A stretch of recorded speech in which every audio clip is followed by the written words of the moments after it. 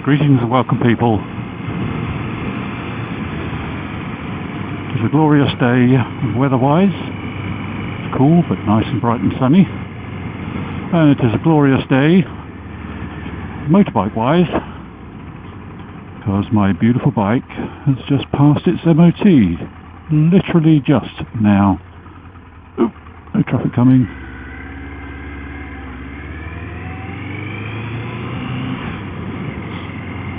It's always a slightly nerve-wracking time when somebody who knows what they're looking for, fault-wise, starts going over your bike or even your car with a fine-tooth comb. The same bike that you've spent quite a bit of time in the preceding week or so checking over for problems, anything that you need to address, especially as I've been caught out in the past. This could take a while. We'll go after this.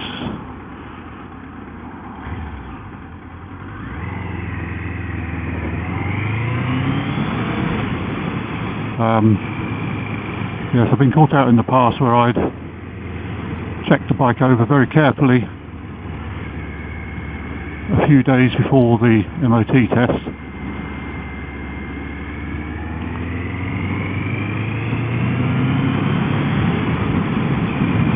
So I went out on a couple of rides and just thought, okay, that's fine, take it in for the MOT test now. And they found that one of the brake calipers had worked its way loose. How? I have absolutely no idea.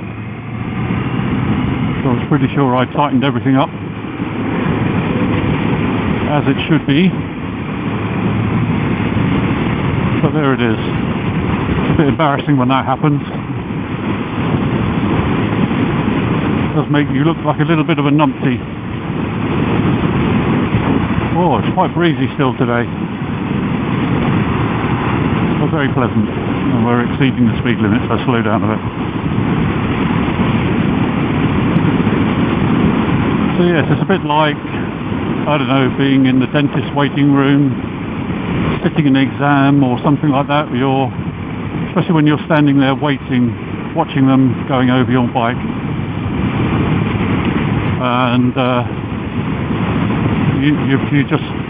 you know logically that everything's fine, but you just think, are they going to find something that I missed? But nope, everything is good. So we have another year's roadworthiness ticket. Well, that is the odd thing about the MOT test. Basically, the test takes about half an hour, and the actual result means that for that half an hour or whatever, the machine in question at that point in time was safe for the road, was roadworthy. You could, as some motorcyclists do, you could then take it straight home or wherever, take your MOT worthy road legal silencers off, exhausts off, and install your utterly obnoxious straight through very loud pipes, which are illegal and would not pass the MOT. And people know they're illegal and wouldn't pass the MOT. That's why they put the road legal ones back on for the MOT test and then take them off again afterwards. So, as I say, the MOT certificate means that at that particular point in time, that machine was safe for and legal for the road.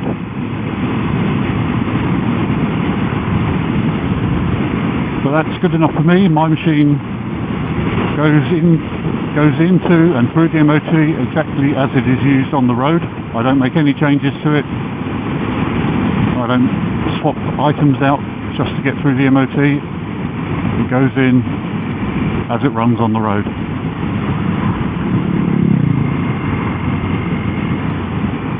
And I personally wouldn't have it any other way. I was watching a YouTube video recently, one of these American guy, I'm sure you know who I mean, if you watch those sort of videos like I do, where they take basically junk motorcycles and cars and things and get them running and get them back on the road. And he's been working on a small Honda motorcycle, Honda CT70 I think it is. And while he's been getting it running, he's been running it without the exhaust attached. No exhaust at all, just the exhaust port on the cylinder head just completely open. And of course it sounds very, very loud. And he made the comment that you can't run it like that on the road because although it sounds cool, it's not legal, effectively is what he's saying. And I'm thinking, how on earth can you describe that horrendous noise as cool? Because the other thing about a loud exhaust is that while it might irritate people that you ride past,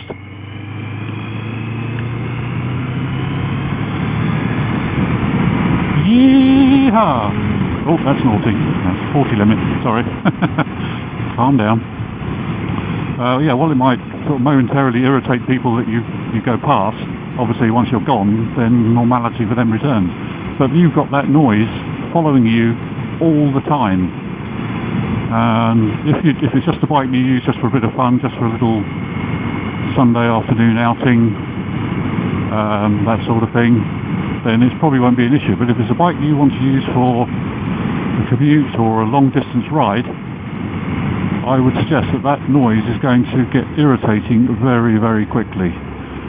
And not only that, but possibly damage your hearing. Oh God, I was going to go down there. But I'm not now.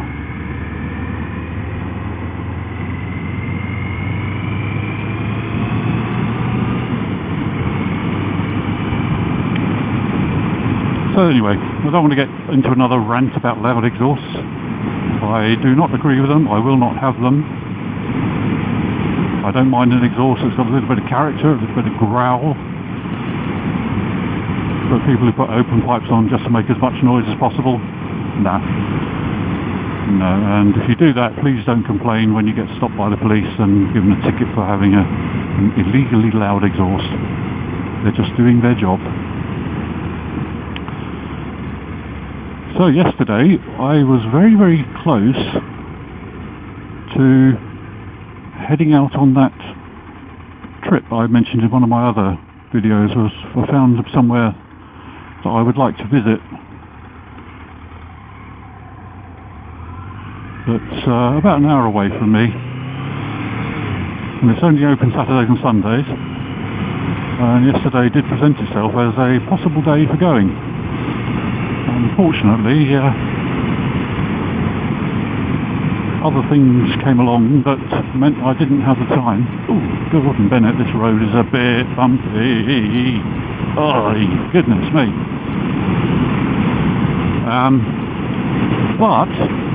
But at the moment, fingers crossed, as much as I can in these gloves, next weekend is looking like a very strong possibility. So that will be a bit of fun. So the place I'm going to is about an hour away from where I live. So obviously I'm not going to vlog the whole way there and the whole way back. Thank goodness for that. I hear you collectively sigh in relief.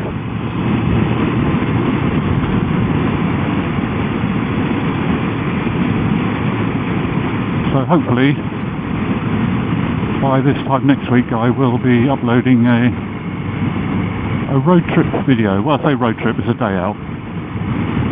So that should be quite nice, I hope. And please, whatever I have to do to appease the weather gods, to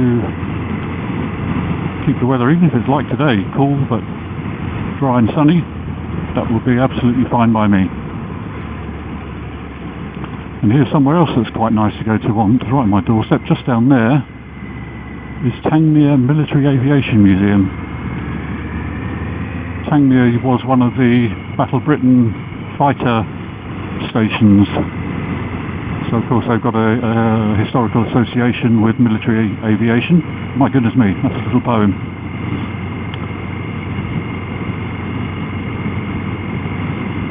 I've been there at least once. They've got some nice planes. I don't think they've got a Lightning. I think they've even got a Harrier now.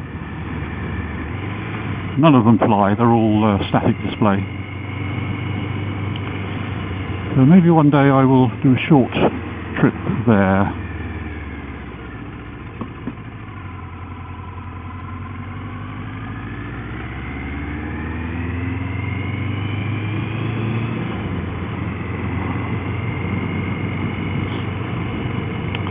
So yes, by way of celebrating my bike passing yet another MOT, just going on a little run round, just to give the bike a run, just to,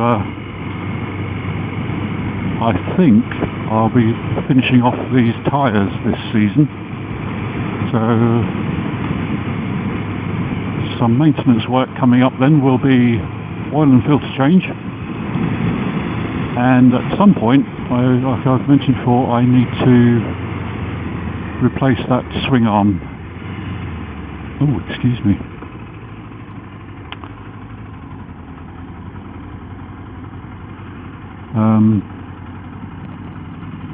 Yeah, trying it for me.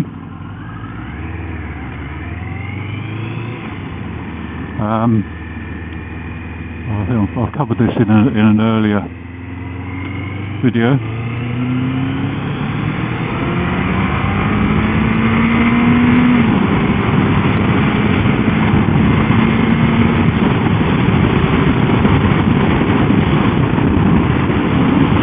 Woohoo! Heck yeah! Oh, cancel that.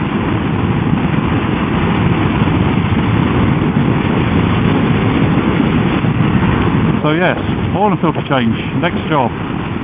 Swing arm, sometime in the summer when the weather is suitable for giving the replacement swing arm a coat of silver paint.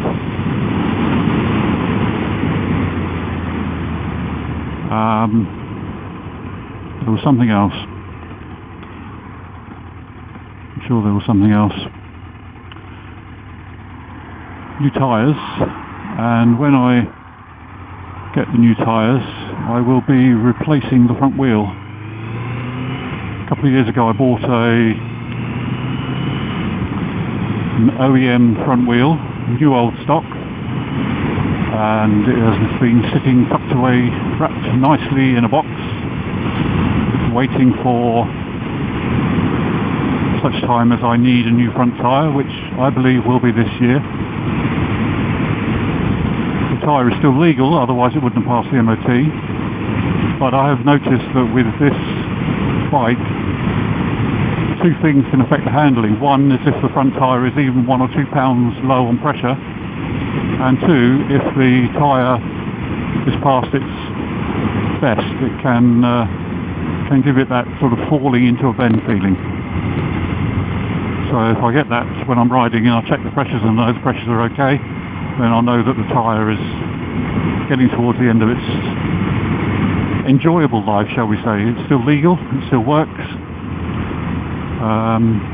stops the rims scraping on the road, but it doesn't, it means that riding is not quite so much fun. It seems to be okay at the moment, but I suspect it won't last much longer. And I think this year I will be at the point of needing a new front and rear. And ever since I've had this bike, which I've now had for 21 years, well not today but this month, 21 years ago in March I bought this bike. I've always fitted Bridgestone tyres, and mostly I've been reasonably happy with them. But I have on occasion wanted to try Avons, not just because they're a British made tyre, but they're a reasonable price and they seem to have get a good write-up. I mean, tyres are always going to be a subjective thing. Two different people even on the same bike with the same tyres can give different feedback. One person will absolutely love them, another person will hate them and never want to ride a bike with them on ever again. And of course every level of opinion in between. The tyre that seems to be the big talking point at the moment is the Michelin Road 5. I think they've dropped the word pilot from the brand name. And while I wouldn't mind giving that a try, they don't do a rear tyre in a fitting for this bike.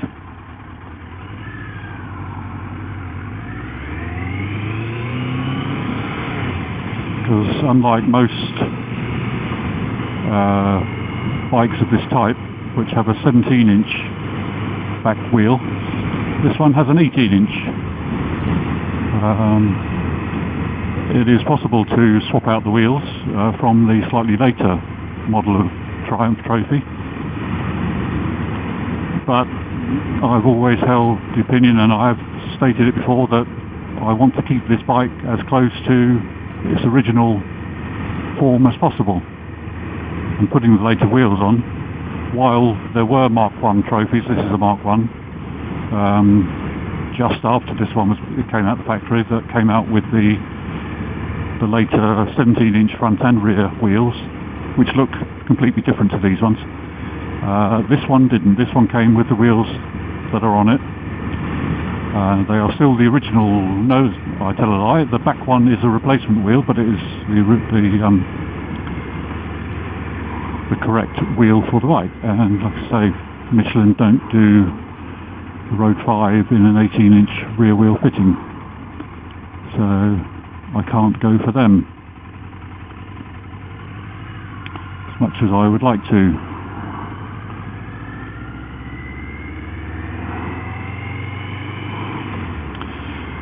So I will either be going for another set of Bridgestones. I think the latest one, road sport touring ones, are T31s, I think, or T30s. I'll have to look it up. Or, as I say, I'll be going for the Avon Storms. I think the thing about the Avon Storms is that they've got this type technology that is very similar to what Michelin have used on the Road 5s.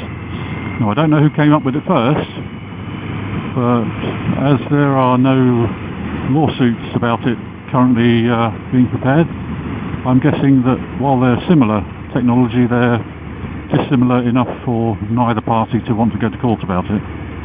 So obviously those sort of things drag on for years and cost huge amounts of money. While Michelin could probably afford it, I don't think Avon could. So if Avon were the first ones to come up with that technology, they probably can't afford to sue Michelin for it. I don't know. I don't know the background. I don't know what's gone on behind the scenes. But they do look similar-ish to me. So there we are. Just a quick ride round. Heading home now. Get the oil and filter on order, and get this machine ready for another season of riding. Now, whether I do the oil and filter this week, partly depends on how quickly the oil and filter arrive. I normally get them from M&P online. It can take a couple of days. Sometimes it's next day, depends when you order it. But yeah, that'll be next. Really don't think there's any point in videoing doing an oil and filter change. If you think it's something that might be of interest to you, please let me know. I can't imagine it would be, but if you say so, I will video myself doing the oil and filter change and post it. After all, it doesn't cost me anything, apart from the oil and filter, and I'm buying that anyway, so yep, let me know. So at that point, and on that note, I will say thanks for watching. If you're in the UK and getting your machine out again for the new riding season, ride safe, have fun, and I'll speak to you again soon. Bye for now. Cheerio.